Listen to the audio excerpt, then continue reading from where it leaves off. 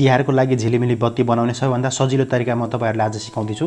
So तपाईहरु पनि हाम्रो युट्युब च्यानल पहिलोचोटि भिजिट गर्दै हुनुहुन्छ भने च्यानललाई सब्स्क्राइब गर्नु होला।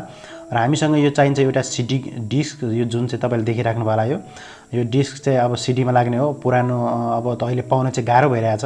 यो त खासै धेरै पाउँदैन, त्यही पनि तपाईको कतै पाइहाल्नु भयो भने यस्तो खालको सिडी चाहिँ तपाईले लिनुपर्ने हुन्छ। यो पुरानो खालको हो। यो सिडी डिस्क तपाईले देखिराख्नु भएको छ। यसमा चाहिँ चारैतिर हामीले पाल पार्नु पर्ने हुन्छ।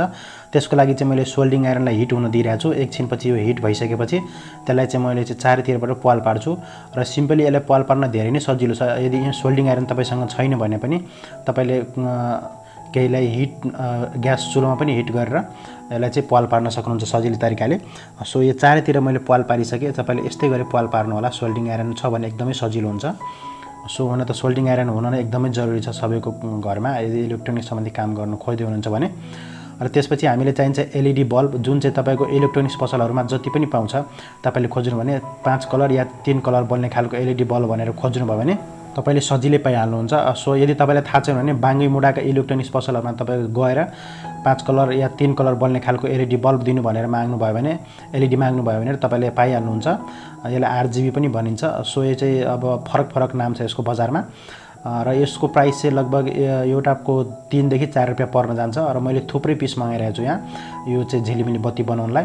सो चारैतिर जति पनि पाल पारेको ठाउँमा हामीले चाहिँ यसरी सिम्पल तरिकाले राखिदिनु पर्ने हुन्छ। यो राखिदिसकेपछि सबैले चाहिँ जसरी अहिले मैले राखिरहेको छु त्यसरी नै राख्नु। पोजिटिभ नेगेटिभ चाहिँ हामी पछि मिलाउँछौँ। सो सुरुमा यसलाई चाहिँ चारैतिर मजाले हाल्नु पर्ने हुन्छ। र यसमा युज गर्ने एलईडी बल्ब धेरै महँगो पनि छैन। एउटाको 3 देखि 4 रुपैयाँ पर्न जान्छ। जति धेरै किन्नु भयो त्यति धेरै सस्तो पर्न जान्छ होला। धेरै एमाउन्टमा किन्नु भयो भने 2 देखि 3 रुपैयाँ मात्रै पर्न जान्छ पर पिस। सो तपाईले अब इलेक्ट्रोनिक्स पसल जुनसुकैमा पाइहाल्नुहुन्छ यो। र म यसलाई छिटो कनेक्सन फिट गरिहाल्छु, त्यसपछि फेरि म तपाईलाई देखाउँछु। र यसरी नै तपाईले सबै राखिसकेपछि पछाडिपट्टि सबै बल्बलाई प्यारललमा कनेक्सन गर्नुपर्ने हुन्छ। प्यारललमा अब प्यारलल कनेक्सन तपाईलाई थाहा छैन भने पोजिटिभलाई पोजिटिभमा नेगेटिभलाई नेगेटिभमा कनेक्सन गर्नुपर्ने हुन्छ। अर्को कुरा यहाँ चाहिँ सर्ट हुनु भएन। र पछाडी मैले सबै कनेक्सन गरिसकेको छु प्यारललमा। सबै बल्बलाई एक अर्कोमा प्यारललमा कनेक्सन गरिसकेको छु। र प्यारललमा कनेक्सन गरिसकेपछि मजाले एकचोटि चेक गर्नु होला कतै सर्ट त छैन। यदि तपाईले चेक गर्न आउँदैन भने मल्टिमिटरले एकचोटि चेक गर्नु होला। त्यो पनि आउँदैन भने एकचोटि सुरुमा टच गरेर मात्रै हेर्नु होला, सप्लाई दिएर मात्रै। इनकेस बलेन भने सर्ट भएको हुन सक्छ या कनेक्सनमा कतै प्रब्लम भएको हुन सक्छ। सो सिम्पली यो मेरो पुरै रेडी भइसकेको छ। र मैले 2 सेट बनाइसकेको छु। एउटा यो भयो र अर्को मैले अर्को पनि बनाइरहेको छु यहाँ तपाईले देख्न सक्नुहुन्छ। र यो चाहिँ अघि नै बनाइसकेको थिएँ म पहिला नै। त्यसपछि तपाईहरुलाई यो भिडियो पनि शेयर गरौँ भनेर यो बनाएको हो। र यो बनाइसकेपछि पछाडीमा नराम्रो देखिनको लागि एउटा फेरि अर्को डिस्क मैले यहाँ हाल्दिरहेको छु। सिडी को डिस्क यहाँ चाहिँ हाल्दिसकेपछि यो चाहिँ अझै राम्रो देखियो। अब जुन नराम्रो देखिरहेको थियो पछाडीबाट त्यो पनि एकदम राम्रो देखिन थाल्यो। र माथिबाट चाहिँ स्क्रुप लगाइदिनु पर्ने हुन्छ। स्क्रुप लगाइदिसकेपछि त्यो चाहिँ जुन मजाले एक अर्कोमा टाँसिएर बसिन्छ। सो यसरी हुँदाखेरि तपाईको बाहिरबाट पनि राम्रो देखिन्छ र पछाडी पनि राम्रो देखिन्छ। त्यसपछि हाम्रो यो रेडी भइसकेपछि अर्को हामीले चाहिने हुन्छ एडेप्टर भनेको यसलाई चाहिँ 3.7 भोल्ट। यसरी पछाडीपट्टि एउटा अझै सिडी हाल्दिँदाखेरि कस्तो राम्रो देखिरहेछ। सो एकदमै राम्रो देखिन्छ, लाग्दैन पनि आफैले बना जस्तो पुरै। र अर्को पनि हाम्रो तपाईले देख्न सक्नुहुन्छ। अर्कोमा पनि मैले सेम त्यस्तै नै गरिरहेको छु। र यो दुईटै भइसकेपछि यो दुईटैलाई फेरि म प्यारललमा कनेक्सन गर्छु बाहिरबाट। र प्यारलल कनेक्सन गरिसकेपछि अब यसको लागि मलाई चाहिन्छ एउटा एडेप्टर। सो यो चाहिँ स्यामसङ कम्पनीको चार्जर हो, मोबाइल जुन चार्जर हुन्छ त्यो चार्जर। सो यो चार्जरसँग मैले प्यारललमा दुईटैलाई कनेक्सन गर्छु।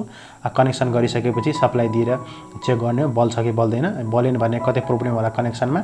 सो अब पक्कै पनि बल्छ होला। मैले कनेक्सन एकदमै राम्रोसँग गरेको छु र तपाईहरुले अब बालेर देखाउँछु। सो तपाईहरुले पनि सिम्पल यस्तै तरिकाले आफ्नो घरमा झिलिमिली बत्ती बनाउन सक्नुहुन्छ। एकदमै सजिलो छ बनाउनलाई।